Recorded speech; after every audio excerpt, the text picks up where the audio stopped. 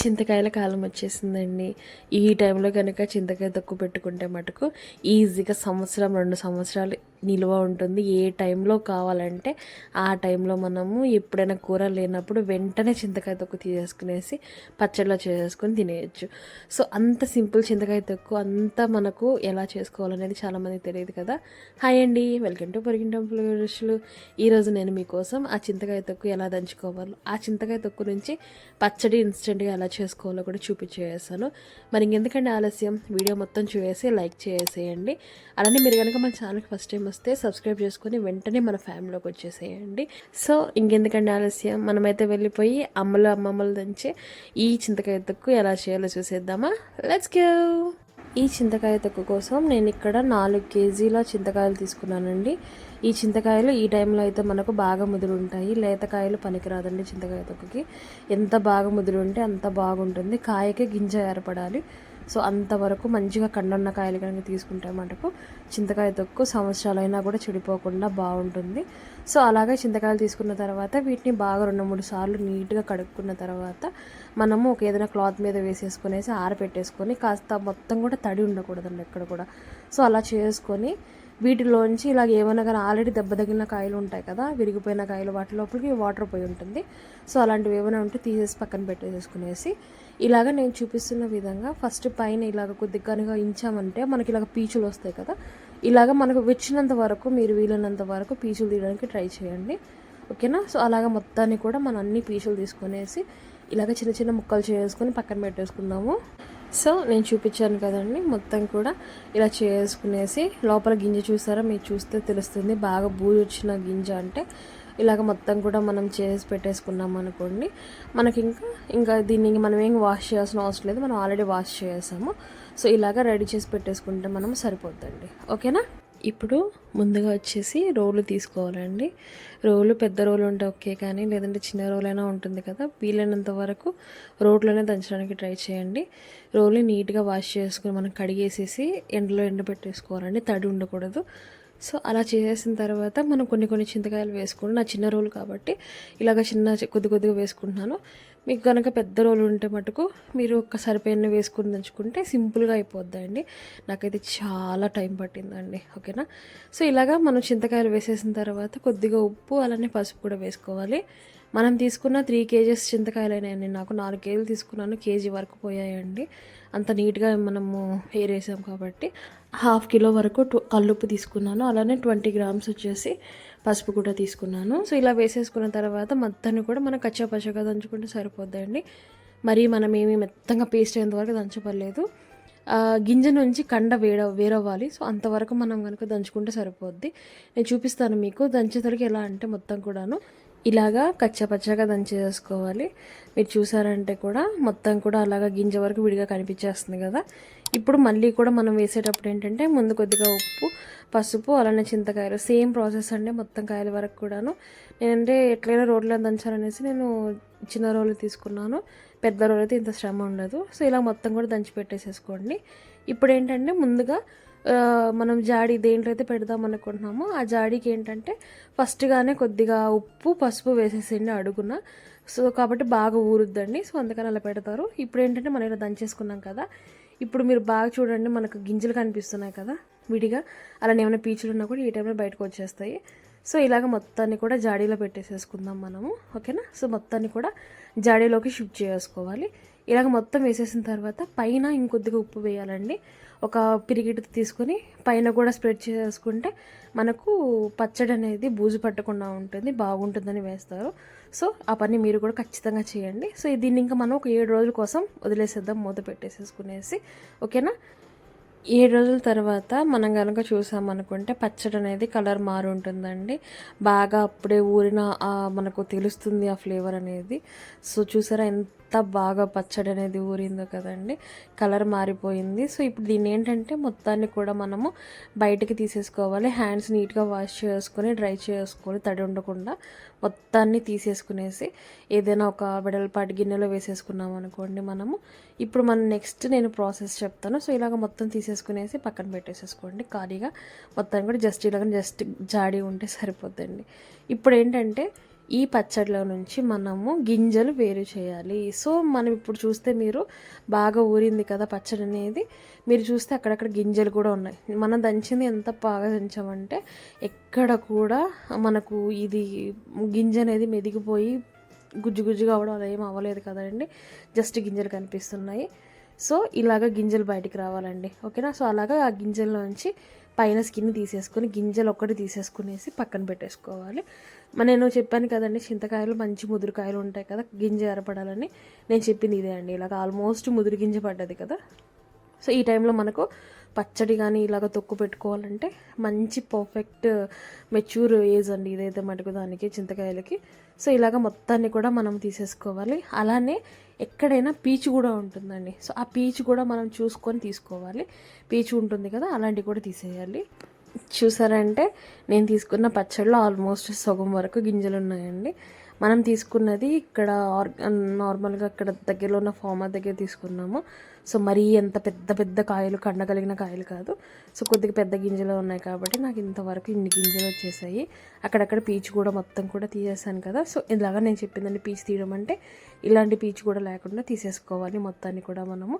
So ఇలా చేసేసుకున్న తర్వాత ఏంటంటే మనకు తొక్కొకటే మిగిలింది. ఇంక దీని తర్వాత గింజలన్నీ పోయాయి, ఆల్మోస్ట్ పీచు వచ్చినంత వరకు పీచు కూడా తీసేసుకున్నాము. సో జస్ట్ మనకి ఇంకా జస్ట్ ఆ కండ ఆ తొక్కు మటుకే మిగిలిందండి మనకు. సో ఇది ఇంకా పర్ఫెక్ట్ అండి. దీన్ని మళ్ళీ మనం ఇప్పుడు దంచుకోవాలి. ఇప్పుడు ఏంటంటే సేమ్ రోల్ని కడిగేసేసుకొని ఎండబెట్టేసుకోవాలి, అది మటుకు మ్యాండేటరీ అండి. ఊరగాయలు పెట్టేటప్పుడు తడి ఎంత లేకుండా చూసుకుంటామో ఊరగాయలు కానీ పచ్చళ్ళు అనేటివి నిల్వ పచ్చడి ఎక్కువ రోజులు ఉంటాయి. సో అది గుర్తుపెట్టేసుకునేసి ఇప్పుడు కొద్ది కొద్దిగా పచ్చడి వేసేసుకుంటూ దీన్ని అదే మన చింతకాయ తొక్కుంది కదా అది వేసుకుంటూ ఇలాగా దంచుకోవాలండి మెత్తగానే, మరీ పేస్ట్గా అవసరం లేదు. సో ఇలాగా దంచి పెట్టేసుకుంటే మనం ఏ రోజైతే పచ్చడి చేసుకోవాలనుకుంటామో అనుకోండి, దీనిలోంచి మనం పచ్చడి యూస్ చేసుకుంటాం కదా, ఆ టైంలో మళ్ళీ దంచుకోవచ్చు. సో జస్ట్ ఇలాగా వీలైనంత వరకు కొద్దిగా మెత్తగా దంచుకుంటే సరిపోద్ది, కచ్చపచ్చగానే బాగుంటుందండి. సో నేను చూపిస్తున్నాను కదా, ఈ కన్సిస్టెన్సీ వచ్చేంత వరకు మనం కనుక దీన్ని ఇంకొకసారి దంచి పెట్టేసుకుంటే సరిపోద్ది. బాగా మృదువుగా ఉందండి పచ్చడి కూడాను, బాగా ఊరింది కదా. సో ఇలాగ మొత్తాన్ని కూడా దంచేసుకునేసి మళ్ళీ మనం జాడీలోకి షిఫ్ట్ చేసుకుందాము. ఈసారి ఉప్పు వేయాల్సిన అవసరం అయితే లేదండి, ఓకేనా. సో ఇలాగ ప్రతిసారి కూడా కొద్ది కొద్దిగా పచ్చడి వేసుకున్నామా, దంచేసేసుకున్నాము, మళ్ళీ మొత్తాన్ని కూడా తీసుకునేసి వేసేసుకోవాలి. పచ్చడి దంచేటప్పుడు రోట్లో ఫస్ట్ కిందది మీదకి ఇలాగా కొద్ది కొద్దిగా కలుపుకుంటూ, తెలిసే ఉంటుంది చాలామందికి బట్ చెప్తున్నానండి. సో ఇలా చేసుకుంటే మనకనేది ఇంకా పచ్చడి, ఇంకా చింతకాయ తొక్కు అనేది రెడీ అయిపోద్దండి. చింతకాయ తొక్కు అయితే చాలా బాగా మనకు ఊరిందండి, తెలుస్తుంది కదా. సో ఇలాగ మొత్తాన్ని కూడా దంచేసేసుకునేసి మనము ఏ జాడీలో అయితే తీసేసుకున్నామో అదే జాడీలో పెట్టేసుకొని కొద్దిగా ఇలాగ లోపలికి ప్రెస్ చేసుకుని పెట్టేసుకోవాలి. మీరు బాగా గమనించారా, నేను ఫస్ట్గా చూపించినప్పుడు మీకు నిండుగా ఉన్నది కదా, ఆ గింజలు పీచులు అన్నీ పోయి మళ్ళీ దంచేదలకి ఆల్మోస్ట్ నాకు హాఫ్కి పడిపోయింది ఇది చింతకాయ తొక్కు, చూసారు కదండి. సో అంతా మనము వేస్ట్ పోయిందన్నమాట. సో ఇంత వేస్ట్ పోయిన తర్వాత మనకు పచ్చడి వచ్చింది ఇంత. ముందు ఎంత ఉంది, ఇప్పుడు ఎంత ఉంది, బిఫోర్ ఆఫ్టర్ అనేసి పెట్టేసుకోవచ్చు మనము, అలా ఉందన్నమాట. సో ఇంత వేస్ట్ పోయిన తర్వాత ఇంక దీన్ని మళ్ళీ మూత పెట్టేసుకునేసి మనకి ఇంకా ఎప్పుడు పచ్చడి కావాలంటే అప్పుడు తీసేసుకొని తొక్కు తీసేసుకొని చేసేసుకోవచ్చు. ఇప్పుడు ఇంకా ఇదే చింతకాయ తొక్కుతోటి పచ్చడి కావాలంటే ఎలా దంచుకోవాలో నేను చూపిస్తానండి. ఇన్స్టెంట్గా మనకి చింతకాయ తొక్కు ఉంటే మటుకు మీరు అప్పటికప్పుడు చిటికెలో ఈ పచ్చడి రెడీ చేసుకోవచ్చు. దీనికోసం నేను ఇక్కడ ఒక 100 గ్రామ్స్ వరకు పచ్చిమిరపకాయలు తీసుకోండి. కారం ఎక్కువ మిరపకాయలు తీసుకోవాలి, మీరు తీసుకున్న క్వాంటిటీని బట్టి తొక్కుని బట్టి. సో మన కారం ఉంటేనే ఈ పులుపు ఇవన్నీ కూడా బాగా సమంగా ఉంటుందండి. నేను ఇక్కడ ఈ పెద్ద సైజు ఒక ఆల్మోస్ట్ ఉంటుందండి, ఒక 100 గ్రామ్స్ 150 గ్రామ్స్ వరకు చింతకాయ తొక్కు తీసుకున్నాను. దానికి ఒక 100 గ్రామ్స్ వరకు ఎక్కువగా కారం ఉన్న మిరపకాయలు తీసుకున్నాను. నేను పెద్ద సైజు బాల్ తీసుకున్నాను, కనిపిస్తున్నారా కదా. సో అంత బాల్ తీసుకున్నాను. ఇప్పుడు ఏంటంటే ముందుగా రోల్ తీసేసుకునేసి ఈ పచ్చిమిరపకాయలు, దీనికైతే మనం ఏం ఫ్రై చేయాల్సిన అలాంటి అవసరం లేదండి. ఫస్ట్ పచ్చిమిర్చి మనం పచ్చిగానే నీట్గా వాష్ చేసుకున్న తర్వాత అవి తీసుకొచ్చేసుకుని రోట్లో వేసేసుకొని కచ్చాపచ్చగా దంచుకోవాలి.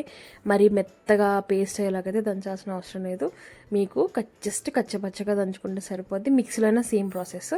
జస్ట్ కచ్చపచ్చగా మిక్స్ వేసేసుకోండి, గ్రైండ్ వేసేసుకున్న తర్వాత ఇప్పుడు దీంట్లో ఏంటంటే నేను చూపిస్తున్నాను కదా, ఈ టెక్స్చర్ వచ్చేంత వరకు మనం దంచేసుకునేసి మనం పచ్చడి ఆల్రెడీ పక్క తీసి పెట్టుకున్నాం కదా తొక్కు, సో అది యాడ్ చేసుకోవాలండి. ఇందులో తొక్కు అనేది మనం ఫస్ట్ విడిగానే దీనికోసం అని చెప్పేసి కొద్దిగా ఎక్కువగా దంచి పెట్టుకున్నాము, ఎందుకంటే నేను ఆల్రెడీ బాగా దంచేసేసానండి. ఇంకా మనకు అవసరం డైరెక్ట్గా వేసుకొని తినేలాగా ఉండేలాగా నేను దంచేసుకున్నాను. ఓకేనా. సో ఇప్పుడు ఇలాగ దంచేసుకున్న తర్వాత ఏంటంటే దీన్ని మొత్తాన్ని ఈ పచ్చిమిర్చిలో బాగా కలిసిపోవాలి. సో అంతవరకు జస్ట్ చిన్నగా బాగా దంచేసేసుకోండి. అప్పుడే మొత్తం కూడా ఒకసారి బాగా మొత్తం కూడా కలిసిపోద్ది. సో ఇలా కలిసిపోయేసి బాగా కొద్దిగా మెదిగిన తర్వాత ఏంటంటే తీసి ఒక బౌల్లో వేసేసుకోండి పచ్చడి అంతా కూడాను. ఇలాగా బాగా కచ్చపచ్చగానే మనం బాగా దంచేసేసుకున్నామండి. సో చూపిస్తున్నాను కదా, ఈ కన్సిస్టెన్సీ వచ్చేసాక మొత్తాన్ని కూడా మనం ఒక బౌల్లో వేసేసి పెట్టేసుకుంటే సరిపోద్ది. ఇప్పుడు మనం ఏంటంటే దీనికి తిరగబాత పెట్టుకుంటామండి. తిరగబాత అంటే పోపు అంటారు కదా, సో అది పెట్టుకోవాలి. దానికోసం ఏమేమి కావాలో కూడా నేను ఇప్పుడు మీకు చెప్తానండి. దీనికోసం ఒక 2-3 స్పూన్ల పచ్చెనగపప్పు తీసుకోండి. పచ్చెనగపప్పు ఉండడం వల్ల తినేటప్పుడు అవి పంట కింద పడితే మంచి ఫ్లేవర్ ఉంటుంది, టేస్ట్ బాగుంటుందని తీసుకుంటాము. అలానే మెంతులు వచ్చేసి 1/4 స్పూను, పోపు దినుసులు, కొద్దిగా ఇంగువ, 10-15 వరకు వెల్లుల్లి రెబ్బలు, కరివేపాకు కావాలి. ముందుగా ప్యాన్ తీసుకునేసి అందులో ఆయిల్ వేసుకోవాలండి. ఆయిల్ కాగిన తర్వాత ఇందులో మనము పోపు దినుసులు యాడ్ చేసుకొని అవి చిటపటమన్నాక ఇందులోనే పచ్చెనగపప్పు యాడ్ చేసుకోవాలి. పచ్చెనగపప్పు కొద్దిగా వేసేసిన తర్వాత కొద్దిగా వేగనిచ్చేసి ఇందులోనే మనము మెంతులు కూడా వేసేసుకోవాలి. మెంతులు అనేది వేగిపోతాయండి, సో అందుకని వేస్తున్నాను. సో అవి కూడా వేసేసుకున్న తర్వాత మొత్తాన్ని కూడా మనం లో ఫ్లేమ్లోనే పెట్టుకొని పచ్చెనగపప్పు పైన కలర్ మారాలి, బాగా పంటి కింద వేస్తే సౌండ్ వస్తుంది కదండి, సో అంతవరకు మనం ఫ్రై చేసుకునేసి ఇందులోనే కరివేపాకు రెబ్బలు కూడా వేసేసుకోవాలి. అలానే మనం తీసుకునే వెల్లుల్లి రెబ్బల్ని కచ్చిపచ్చిగా దంచుకునేసేసి ఇందులో వేసేసుకునేసి మొత్తాన్ని కూడా ఒకసారి కలిపేసేసుకోవాలండి. సో ఇలా కలిపేసేసుకున్న తర్వాత మనం ముందుగానే తీసి పెట్టుకున్నటువంటి ఇంగువ ఉంది కదా, ఒక 2 చిటికెళ్ళ ఇంగువ కూడా ఇందులో యాడ్ చేసుకుంటే ఫ్లేవర్ బాగుంటుంది, మంచి టేస్ట్, మంచి స్మెల్, అరోమా కూడా బాగుంటుంది. ఇలాగా మొత్తం కూడా ఫ్రై అయిన తర్వాత ముందుగా మనం దంచి పెట్టుకున్న చింతకాయ తొక్కు ఉంది కదా, అది వేసేసుకోవాలండి. వేసేసుకునేసి మొత్తాన్ని కూడా ఇందులో బాగా కలిసేలాగా కలిపేసేసుకోవాలి మొత్తాన్ని కూడా. సో ఇప్పుడు ఒకసారి మొత్తాన్ని కూడా బాగా కలుపుకున్న తర్వాత ఇందులో కొద్దిగా వాటర్ యాడ్ చేసుకోవాలండి. వాటర్ వేసేసిన తర్వాత ఏంటంటే మనం మళ్ళీ ఒకసారి కలపాలి. వాటర్ అనేది కొద్దిగా గుజ్జుగా ఉండేంత వరకు మనము వేసేసుకునేసి దీన్ని బాగా మనకు ఇది బబుల్స్ వచ్చేలాగా ఉడకాలండి. ఇప్పుడు ఏంటంటే మనం వాటర్ వేయడం వల్ల దీన్ని మనం కనుక బయట పెడితే ఒక 7 రోజుల వరకు ఉంటుంది, ఫ్రిడ్జ్లో అయితే నెల రోజులైనా బాగుంటుందండి. సో ఎక్కడికి పోదు పచ్చడి అనేది. మనం ఎందుకంటే వాటర్ వేసిన తర్వాత దీన్ని ఉడకబెట్టాం కాబట్టి కాస్త ఉడకనిచ్చేసి ఇంకా ఫ్లేమ్ ఆఫ్ చేసుకుంటే మన చింతకాయ తొక్కు అనేది రెడీ అయిపోయిందండి. సో అంతే అండి, ఇంకా మన చింతకాయ తొక్కు పచ్చడి అయితే రెడీ అయిపోయింది. ఇంకా మనం వేడి అన్నంలో కొద్దిగా నెయ్యి వేసుకొని తింటే మటుకు సూపర్ ఉంటుంది. మీరైతే తప్పకుండా ట్రై చేయండి. చింతకాయలు ఉంటే మటుకు ఊళ్ళో ఉన్నా కానీ ఎక్కడున్నా కానీ ఒక 1-2 ఇయర్స్ వరకు ఈజీగా వస్తుందండి పచ్చడి అయితే. సో ఓకేనా, మీరు కూడా ట్రై చేస్తారు కదా. లైక్ చేయండి, షేర్ చేయండి, సబ్స్క్రైబ్ చేసుకొని మన ఫ్యామిలీలోకి వచ్చేసేయండి. Thanks for watching, bye.